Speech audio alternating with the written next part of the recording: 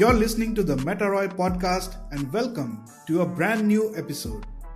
This is your host Roy, and every week on this show, we learn about one aspect of the crypto world.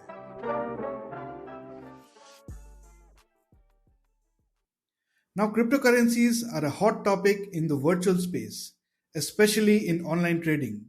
And it is true that smart investors are making profits through their knowledge and research. But it is also true that sometimes the prospect of getting rich quickly can make people blind to the risks associated with crypto and get lured by crooks into scams. In this episode, we are going to be talking about how we can protect ourselves from these cryptocurrency scams. And to tell you all about it, we have Chris with us today.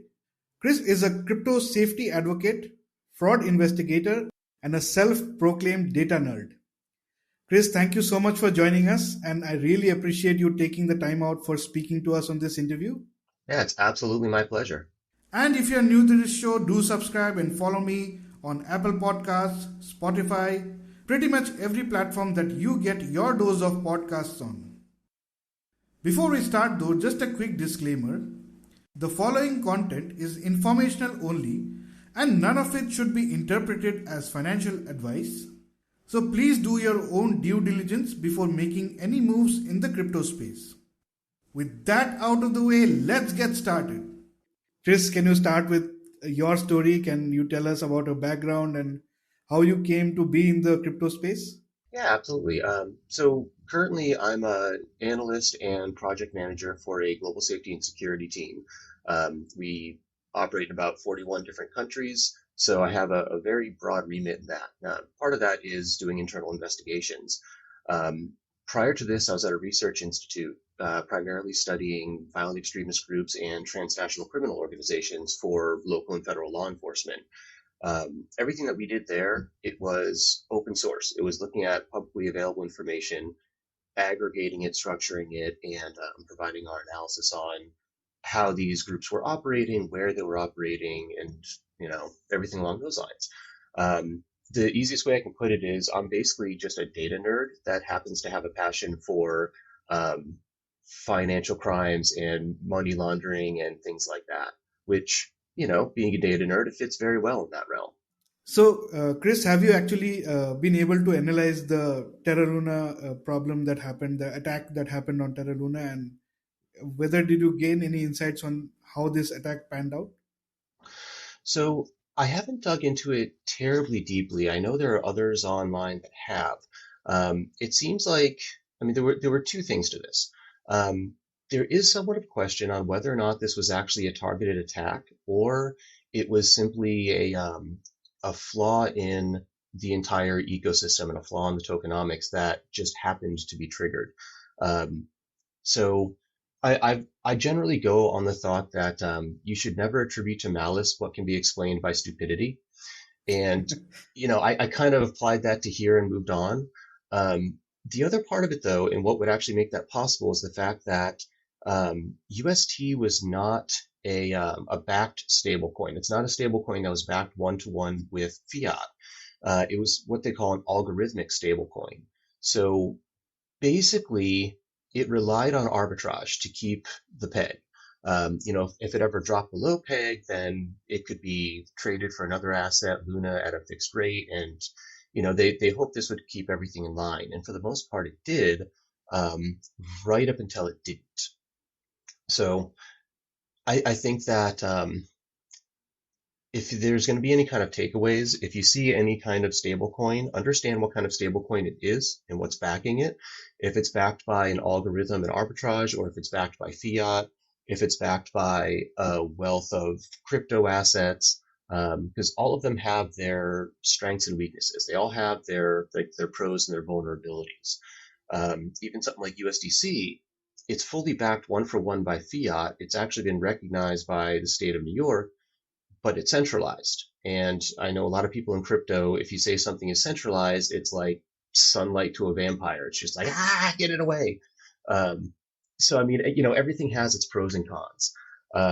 With UST, I think what ultimately happened was it was an algorithmic stablecoin, and something basically threw it off so the algorithm could no longer keep up.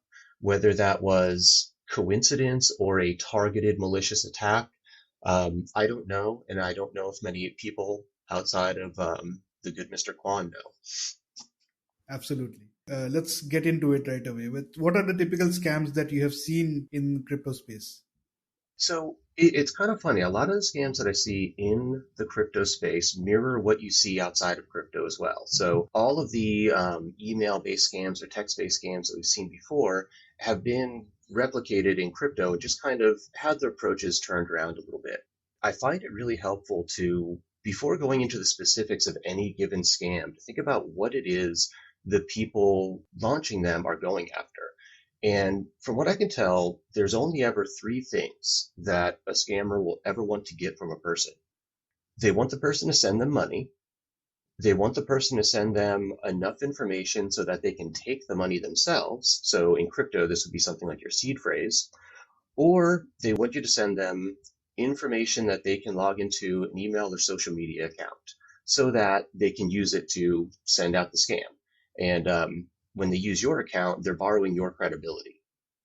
If you get a DM from a completely random person, you're probably just going to ignore it. If you get a DM from a close friend of yours, you're not going to think twice about clicking a link on there. So that's really what they all boil down to is send me money, send me information so I can take your money, or send me your socials and emails. When you have that in mind, almost any scam that you look at, any phishing email that comes in, anyone that slides into your DMs, anyone that says, hey, you won a contest that you had never entered, just go to our exchange and enter the promo code. All of these things, when you view it through that lens, start to become really obvious that, they're trying to fleece you in one way or another.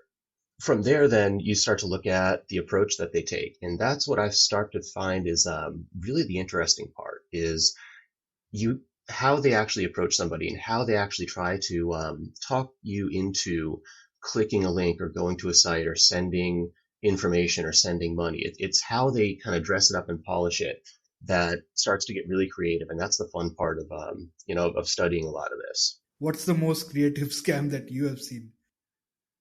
I had one guy, so I'll say I leave all my DMs open on all socials, specifically so people will come in. And when scammers do reach out, I kind of play dumb and I play along just to, see how everything goes. I had one guy that said he wanted to help me out. He, for whatever reason, thought I was down on my luck and could use money. He wanted to help pay off a credit card bill that he thought I had. So he said he was going to send me $5,000 and he wanted me to pay off my credit card bill, which I said was around $3,000. And then he said he wanted me to take the extra $2,000 and forward it along to a couple of charities that he runs.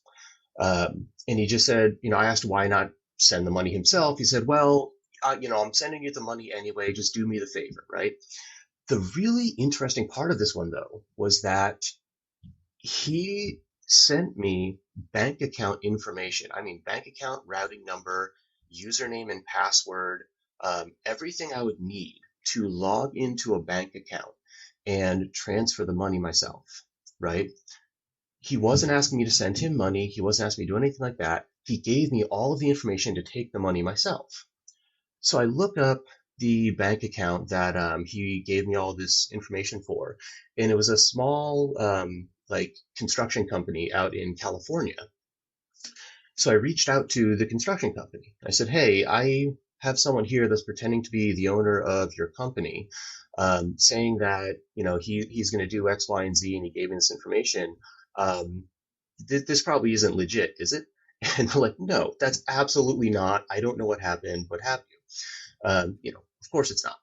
So in thinking about it, this guy got the credentials to the bank account. Remember, that's the second thing I said scammers will look for. Give me enough information that I can take the money myself, right? Instead of them going into the bank account and taking the money themselves, they tried to get me to do it. They wanted me to take money, use some of it myself, and send the rest to them, their fake charities they had set up. If I had done that, there would be an investigation. Law enforcement would get involved, and they would go right to me because I would have been the one that logged in, took the money, used some of it myself, and then sent it off. And it wouldn't matter where I sent it off to. If that guy's long gone. I would have been on the hook for it and they still would have gotten paid. So I thought that was a really clever way. They compromised someone's bank account and they wanted a patsy. They wanted a fall guy to go in and pull everything out and just send some along to them. So that was a fun one. I liked that one. I mean, the guy's absolute scum, but points for creativity. Wow, yeah, I think definitely we should award some points to him. But I mean, I have seen this pattern that more people who are on the elderly side of things, so who are not so tech savvy, they are being targeted more. Have you noticed this pattern in your research as well, or is it throughout the board? Yes. So a lot of the approaches really rely on people being kind of ignorant of the crypto space and ignorant of how things work. So sometimes the approaches, they'll say that they have this. Actually, I had one just the other day that they said that they were making money mining Ethereum with NFTs, which, if you know absolutely nothing about the crypto world and all that, there's a lot of buzzwords in there, like NFTs, mining, Ethereum. There's enough buzzwords in there where it sounds like it's legitimate, and maybe I just don't know enough about it. But, you and I, or anyone that's in the space and has been in the space for a while, knows that it's just a word salad. It means nothing. They had actually said that you purchase an NFT with Ethereum, you somehow stake that NFT to earn more Ethereum, and they're earning, they said, thousands of dollars a week, something like that, which of course makes absolutely no sense whatsoever. But like you said, if you're not tech savvy, if you're kind of ignorant to how this entire world works, that might actually make sense. You're like, oh wow, where can I buy these magical mining NFTs? And of course, on that one, he just wanted me to send him money so he could, send me the NFT in return. So he got kind of lazy at the end of that one. But yes, you are absolutely correct. A lot of it really preys on ignorance of how the space works and how crypto works. Exactly. And sometimes, even at our age, it's very convincing enough for even for people like me who has been used to this space. It is sometimes difficult to actually gauge whether it is like a scam or it is actually like a legitimate thing, right? This is the most common thing that I have seen, people going on YouTube live and asking you to send them some Ethereum, and they're giving you like double of what they are sending you, right? And there's usually somebody like Yep, somebody from MicroStrategy or some big shot in the crypto space talking about it, and you feel like it's like him telling you that, they're using a video of somebody else, but it's like they're telling you that send me some money and I'll give you double of it back. So that's the most common one that I have seen, and exactly. I almost fell for it myself, to be honest. Yeah, they do some really clever editing of a video, taking sound bites out of context and linking everything together. So it sounds like exactly that. It sounds like, yeah, send it in, I'll send you back. And I've seen, like I said, on YouTube Live, you'll have one or two people that'll pretend to do it. And, they'll be in chat like, oh my God, I just got 5 Ethereum sent back to me, what have you. But it comes down to, again, you think of those three things that a scammer wants. That first one, send me money. If anything starts off with send me money, those warning bells should be going off in your head, especially if it's send money to receive money. Never send money to receive money in any way, shape, or form. So what are the other attack vectors that we should be careful about, other than like the obvious send me money and stuff? What are the other type of things we should protect ourselves from? Sure. So, your seed phrase should never be given out or entered into any site for any reason whatsoever. The only time you ever have to use a seed phrase is if you are, say, importing a wallet. So, let's say I get a new computer, I install Chrome or Brave on there, and I want to put the MetaMask browser on there, or the MetaMask extension. When I import my wallet, I'd have to put in my seed phrase to import it into MetaMask, right? Outside of that, you will never need to enter it for tech support, never need to enter it onto a website to like go onto an exchange. If you win a contest, you don't need to give someone your seed phrase so they can send you money. It never, ever, under any circumstances outside of importing wallet, will you ever have to give away your seed phrase. Like, I really can't emphasize that one enough. The other major attack vector, and we're seeing this a lot more, especially in the NFT space, is malicious smart contracts. So anytime you connect your wallet to a contract, you get that little pop-up that says, this site is asking to blah, blah, blah, blah, blah. And most people see it as blah, blah, blah, blah, blah. And just like, yeah, whatever, let me click pass so I can buy my 8 pictures. And those permissions are really important to look at, because like when you go on to PancakeSwap or Trader Joe or any decentralized exchange like that, what you'll typically see is this site would like to view the contents of your wallet and suggest transactions for you to make, right? So it just wants to view and suggest. Suggest means that you'll get a prompt whenever they want to make a transaction, right? And it'll say, like, do you want to enable this coin? Do you want to trade? Whatever. What the malicious contracts do is ask to set your permissions to all, which means they can view everything in your wallet. They can make transactions without asking permission.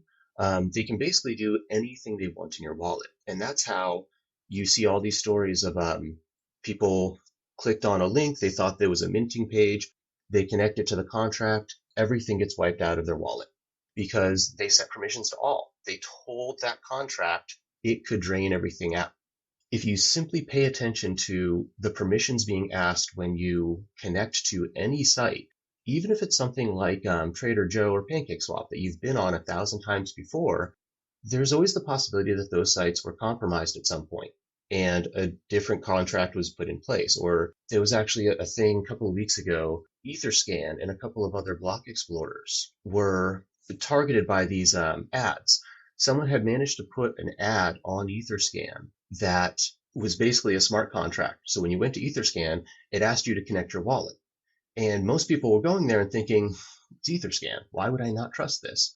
But it wasn't Etherscan asking, it was that malicious ad. And they said, yeah, sure, connect, whatever. I want to look up, whatever coin, and everything gets drained out. Always look at permissions. No matter what site you're on, no matter what you're doing, always look at the permissions every single time. And that will prevent 95% of the most recent phishing scams I would see. Absolutely.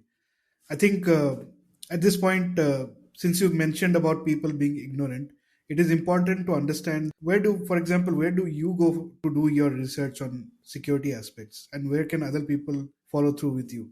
Which are those particular resources that are useful, in your opinion? So this is actually a problem that I've run into, and one that I'm trying to correct.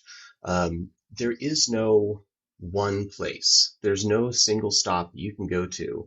Learn about all of these different attack vectors, learn about all these different ways to keep yourself safe, learn about all the latest trends. It's really something that I just have to aggregate from what I see on Twitter, what I see in Telegram channels, Discord channels, just kind of looking at the world as a whole, like looking at the social ecosystem around crypto as a whole and piecing everything together. In terms of like tools, there's a lot of different tools that can be used. There's a couple of different sites that will do smart contract scans and throw up warning signs as far as like, this is a honeypot, you can buy it, but you can't sell it, or the ownership isn't renounced and they can blacklist any wallet and sell taxes to 100%. So it's really, really high risk. Like, there's scanners out there that can do that. But like I said, there's no single source of all this information, and that's something that I'm trying to correct. I've been posting for a little while on a site called Mirror, it's like a Substack or Medium, but it's Web3 based. So all the content I post on there is recorded to the blockchain and I own it. The website doesn't own it. So on there, I've been posting DYOR guides, like how to actually do your own research, anatomy of a scam, what scam and frauds actually look like. Anytime I'm playing along with somebody in my DMs, I'm taking screenshots of the conversation and I'll post those so people can see what these scams look like when they play out. So I'm trying to make that resource that I wish was there when I first started in crypto. The other thing I'm trying to do is there's a lot of different communities out there that are focused on much of the same thing that I try to do. Exposing fraud, teaching people how to spot frauds and avoid them themselves, educating people on crypto basics and basics of safety. And, there's a lot of different projects and communities out there doing this, and they're all kind of operating in their own little spaces within their own little niches. And I'm trying to now bring all of them together. I talk with a lot of them individually. I'm parts of a lot of them. I'm in their Telegrams and Discords and talking with them on Twitter and all that. But I'm trying to bring them all in one place. And I'm trying to bring their collective knowledge and resources and just passion for education and for doing this stuff into one spot so we can kind of signal boost each other and we can start creating that single source that if somebody's new to crypto, look, go to this place, go to this Discord or this website or what have you, and just drink from the fire hose. Take it all in. Here's everything you need to know to successfully navigate this, wild west of crypto. To circle back to the question, I pulled in stuff from absolutely all over the place, and I'm trying to have it coalesce into one spot so there actually is that resource people can use. And for people who want to check that out, the link for the blog is in the description. If you're ever investing any penny into crypto, you should definitely first understand the security aspects of it before you actually invest in it. And always do your own research before investing into any new project. Absolutely. And do your research on how to research. If you're first starting out in crypto, you're going to hear that term, do your own research or DYOR all the time. You will almost never see somebody tell you exactly how to do that, which is why I put a guide together to tell you exactly how to do that, or at least get started with it.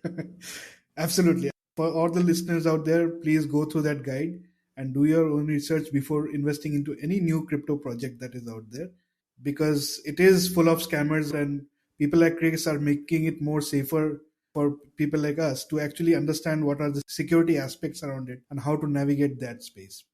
Chris, this is a general question that has come up from the audience. They want to understand how important it is to invest in a cold wallet right away. Why can't they use their browser wallets to keep their crypto in? Right. So really, there are three kinds of wallets generally that your crypto could basically be sitting in. There's a wallet on a centralized exchange, something like Coinbase or Binance or KuCoin, what have you. And when crypto is sitting on there, the old phrase goes, no keys, no cheese, or not your keys, not your coins. You don't have the seed phrase. You don't have the private keys to the wallets on Coinbase or Binance or anything like that. So you don't really own that money. You kind of have an IOU, like a promissory note for that money, and you have to ask them to actually send it to you. That's probably the riskiest place you can hold funds.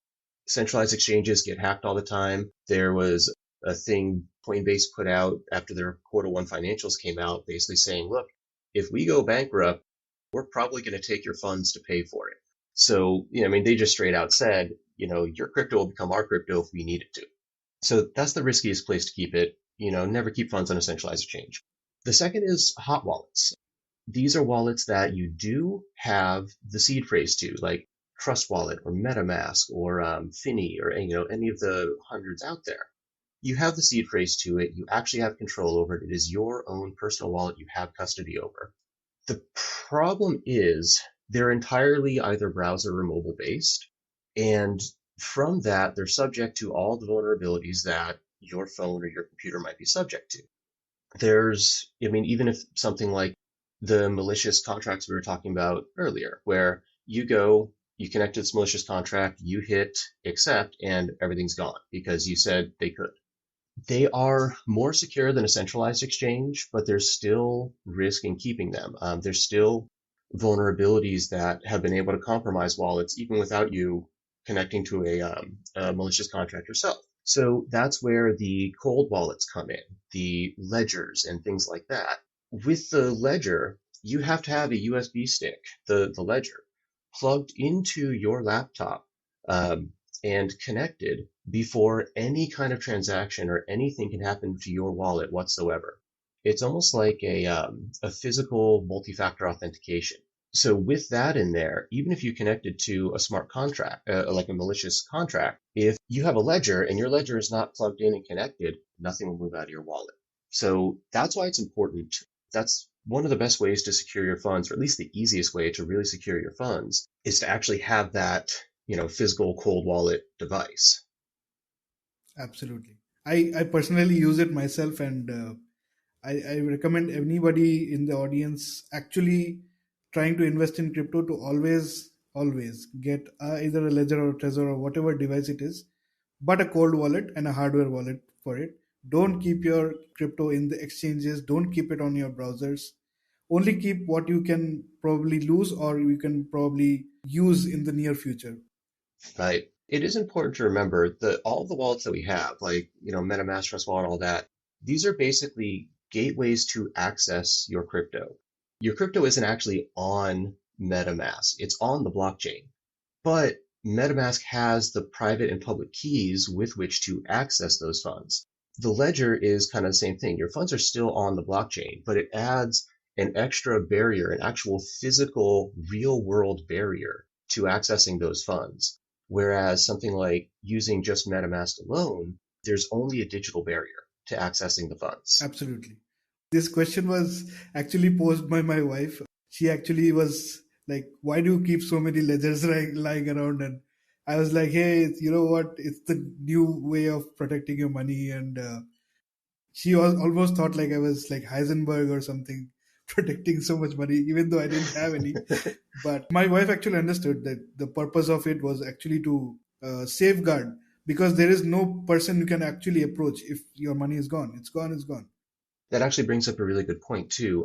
You should not have all of your funds and all of your assets in one wallet. Use multiple wallets. If you have high value assets, like if you have a Bored Ape or Mutant Ape or anything like that, it should be sitting in its own wallet. If one wallet gets compromised, they shouldn't be able to get five apes and, hundreds of thousands of dollars of coins and all that. So, I mean, always have multiple wallets, some for connecting with exchanges and dApps and all that, some for minting, some for just holding. One real common thing, especially in the NFT space, is if you are ever going to do a mint, you do it from a fresh wallet that only contains enough money for gas and the mint. So create a brand new wallet, transfer over however much ETH or BNB or Sol or whatever you need, and do the mint from that. Once you have the asset, then you can transfer it to your OpenSea wallet or your holding wallet or whatever. But that way, if it is a malicious contract, if it is something that is, designed to drain a wallet, they got gas money and that's it.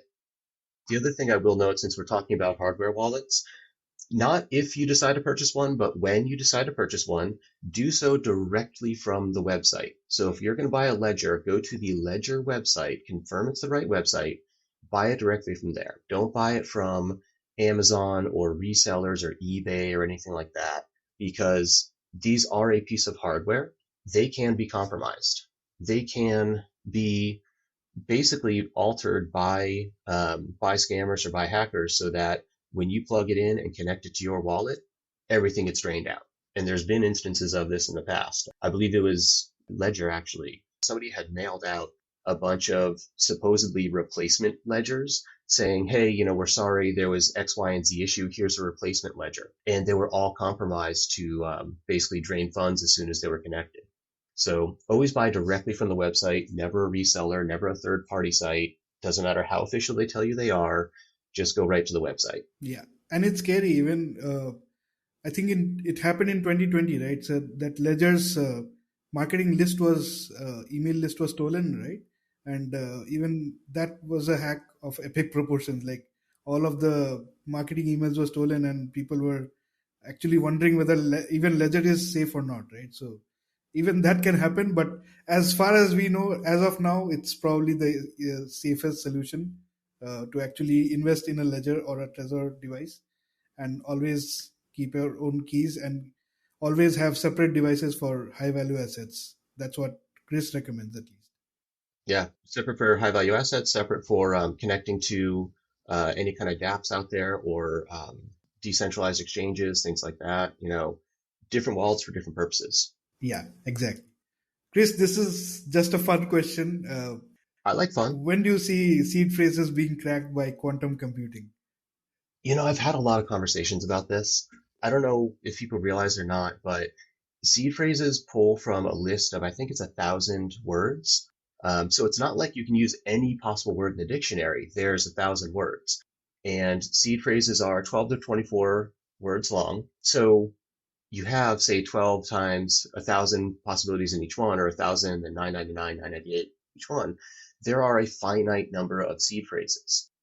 I think that before we see seed phrases being cracked by quantum computing or anything like that, I think that's probably going to be a little ways off. What I think we're going to see beforehand, though, is people being able to randomly brute force seed phrases. Because every day new wallets are getting created, right? And oftentimes they're kind of single use wallets. They are used for mint, something like that. And people create it, they do the mint, they forget about it. But there's a lot of wallets out there being created that are being used. The more wallets that are being created, the more seed phrases are being used. So that increases the likelihood that if you were to just enter a random seed phrase, just, randomly pick 12 words out of the 1,000 word list and enter it in, it's getting more and more likely that you'll actually hit a wallet. And it's not like you specifically targeted anybody. It's just that you brute forced it. You extrapolate that out, and instead of having somebody just sitting there and hand jamming each one, you set up a computer program, you set up a script to just randomly enter in seed phrases and see if there's a wallet associated with it. That I could actually see as becoming an issue. I think eventually seed phrases will start to force longer ones, like, 14, 16, 18 words, what have you. But the wallets that are in existence can't change. So the ones that are being created now, it's just adding to that pool that could potentially be randomly sniped. Still an extraordinarily low possibility. Like, if you actually look at the numbers and the math behind it, it's still really, really, really low. But it's still a possibility, Never say never. Exactly. Never say never. There's no never in this. Yeah, I think I've been exposed to technology so much that it's always a possibility. There is always a possibility that you may be attacked in that manner, but till then, hold on to your hardware wallets and hold on to your keys and never let it go till we actually reach that point. Yeah, exactly. On that note, this is just a general question. Where do you see crypto heading in the future? So I do see it eventually becoming kind of a ubiquitous part of daily life worldwide. I do think that eventually we will see mass adoption in one form or another. I think before that happens, we're going to see um, a regulatory revolution of it. And I think we're already starting to see the beginnings of that now. We're starting to see proposed bills, like in the US, there's a couple of bills being proposed that specifically target cryptocurrencies for one reason or another. There's, of course, the SEC, the ongoing SEC suit with Ripple, XRP. So on a regulatory front, we're already seeing the seeds being planted. At the same time, in the US at least, investment firms that specifically deal with crypto donated more to political campaigns than the defense industry and pharmaceutical industry in the last year. Oh, So there's a ton of money pouring in to try to slow this, or at least if it's going to come, make it as favorable to crypto as possible. So it's going to be a slow revolution, but I think the next major thing we're going to see is the regulation and kind of the legal aspects around it. The other thing we're starting to see is actual consequences for running scams. The other day, the DOJ announced an indictment against a former OpenSea executive who was indicted for insider trading and wire fraud. Now, overall, what this guy had done was relatively small potatoes, compared to other crypto scams out there. But the fact that we actually saw legal charges for insider trading from somebody that used to be at OpenSea means that basically the floodgates are open. Now they're actually looking at this and saying, this is something with actual value.